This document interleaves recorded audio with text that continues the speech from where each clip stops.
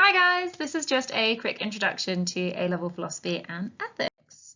So one of the questions I normally get asked is, what is philosophy and ethics? Well, essentially the subject is going to address all the big questions and you're going to look at lots of different contributions from academics and scholars. But if I'm going to split it into two, philosophy is your kind of love of wisdom, and it's really those big questions. So you're going to look at things like, is there evidence for a God? Does God exist? Can we prove that God exists, etc.? And you're also going to look at things like religious experience and miracles, and do they count as valid, not valid? So you're going to really debate those areas and look at the evidence surrounding them. Ethics is a little bit different and instead looks at a system of moral principles. So in other words, it looks at what you believe and what you consider right and wrong. So you'll look at things like how to live a good life. What does good actually mean? Does good mean the same for everybody? Or is it different depending on your background or the society you live in? And you're also going to look at things like how we should treat others. So what's considered morally right or wrong with other people. So an easy example is, the shopping cart or the shopping trolley example has been making circles around the internet recently as well, so I've noticed, is this idea that it's not against the law to not return your shopping trolley. It's something you have to do as a goodwill gesture, right? There's no rule. It doesn't say on big signs you must return your shopping trolley to the kind of area where they normally go. But at the same time, to not do it, you're sort of kind of a bad person, aren't you? Because it means that somebody has to come and collect your trolley. Okay, there's someone paid to do that, but then they have to go around the entire car park collecting all these individual trolleys, plus it could roll into someone's car. So it's another example of what we consider morally right and wrong. And that's what ethics is questioning, something that is good or bad. Do you consider someone who doesn't return their shopping trolley a bad person? Do you think it is an interesting way to actually analyse whether someone is good or bad? So I'll give you another example, and some of you might have seen this picture before. But this is essentially a trolley or a train hurtling towards a load of people tied up. Now, at the moment, the train is going straight forward, and it's going towards the 5 people who are tied up there on the track. And you're standing at the side, and you're next to this lever, and there's this other train track, which has this one person tied to it. Now, you haven't got time at all to change anything. You can't go untie the people. You can't go stop the train. There isn't enough time. You've only got one option. You could do nothing and it would kill the 5 people, or you could pull the lever, the train will change course and it will kill the one person. The question here is, what is morally right? What feels right in yourself?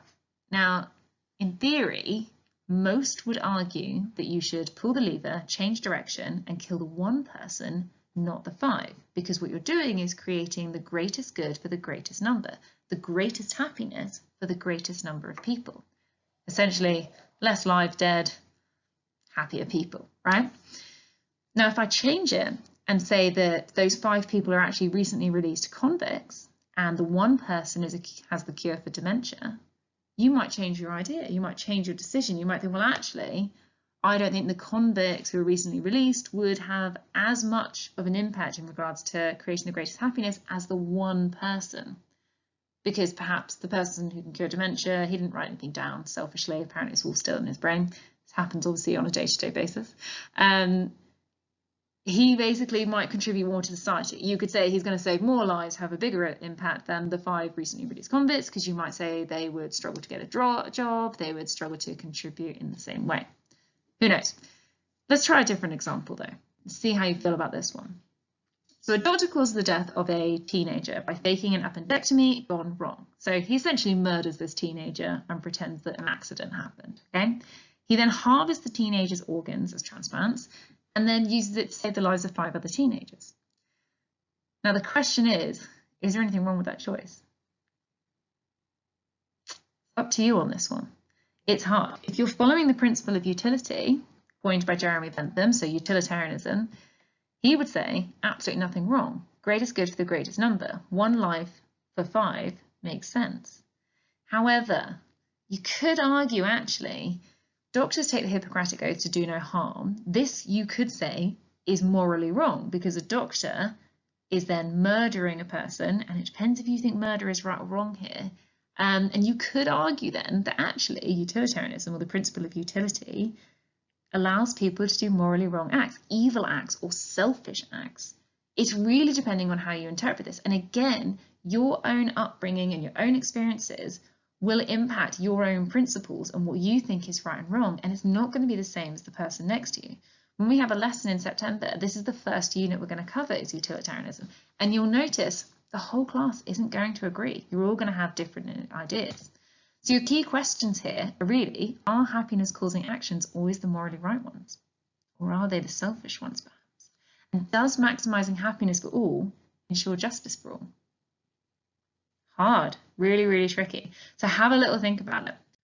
Right, what I'm going to now do is just show you how the course is outlined. So essentially you'll have 3 papers you have to take at the end of year 13. There are no exams in year 12 and there's no coursework. So it's all exam based, all in year 13. You will have mocks in year 12, but you won't have any exams. It is a linear 2-year course.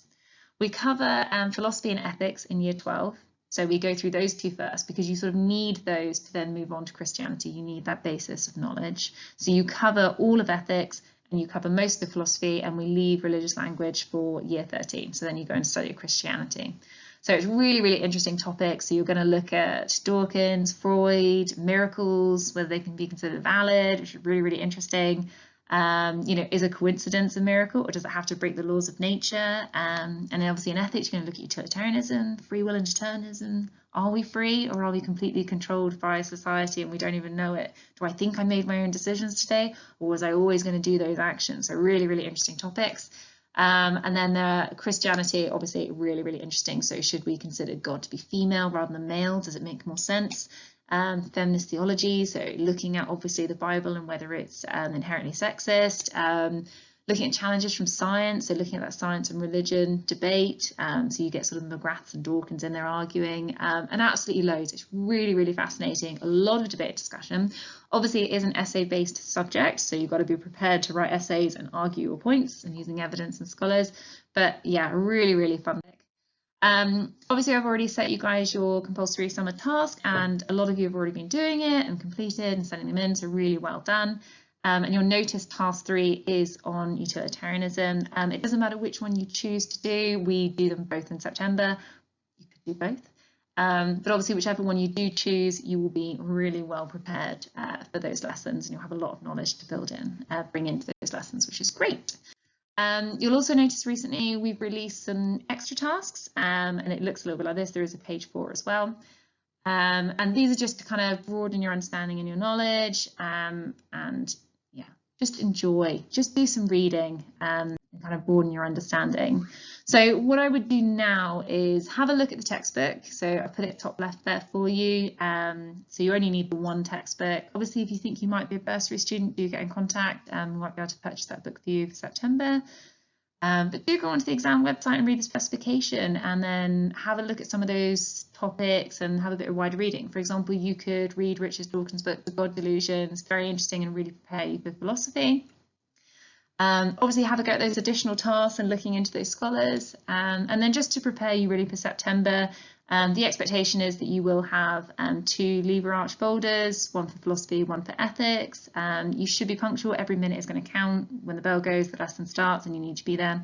If you are absent, then you need to email your teacher so that you catch up that work, and obviously meet those deadlines. It's going to be essential for you to progress successfully. But if you have any questions whatsoever, just email me. I'm always happy to answer any questions, and I hope you enjoyed this short introduction.